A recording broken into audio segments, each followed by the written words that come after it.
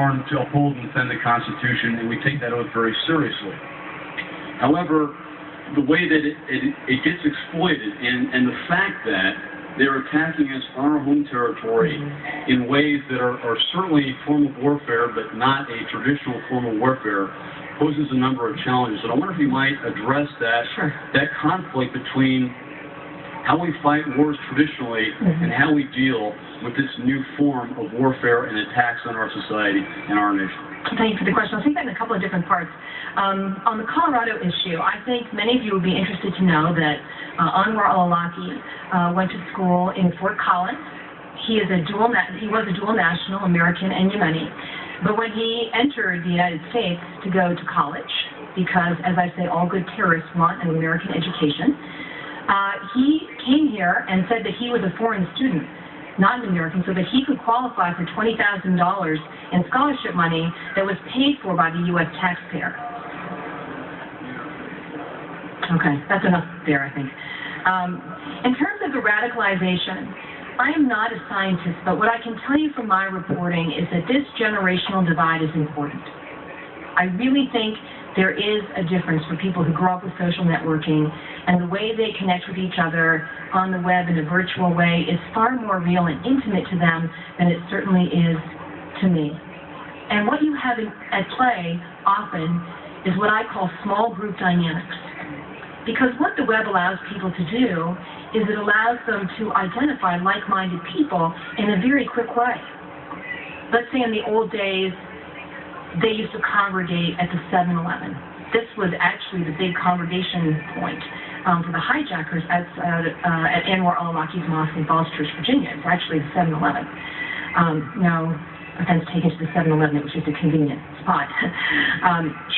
But you see, you don't have to do that anymore. You don't have to physically travel. You don't have to go to Afghanistan or Pakistan or Yemen or Somalia. You can find people who share your very extreme viewpoints, you know, in minutes. You start putting in the right words.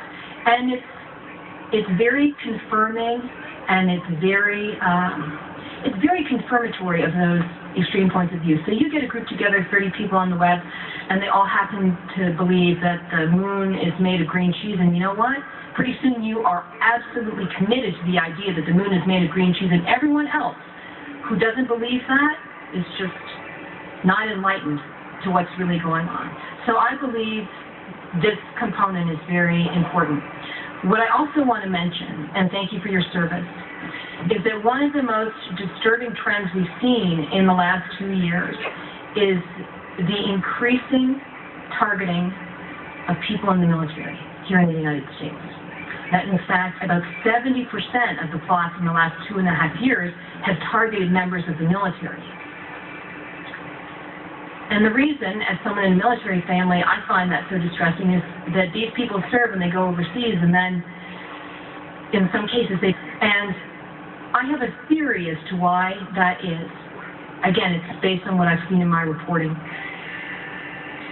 Al-Qaeda has tried to sell this message to Americans and Western Europeans really since about 2006, when they saw that we were profiling people.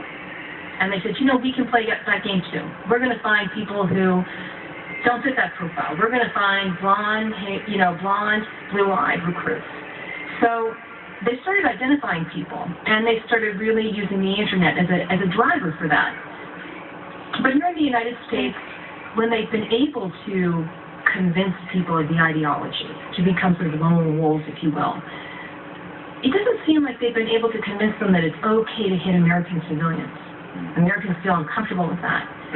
But because these people have bought into this false narrative that the United States government is at war against their religion, they feel that people in uniform are a legitimate target. That's my own assessment based on my reporting. And what's troubling is that there really has been an acceleration in these cases. I mentioned earlier this man down in the Washington, D.C. area, this alleged suicide bomber.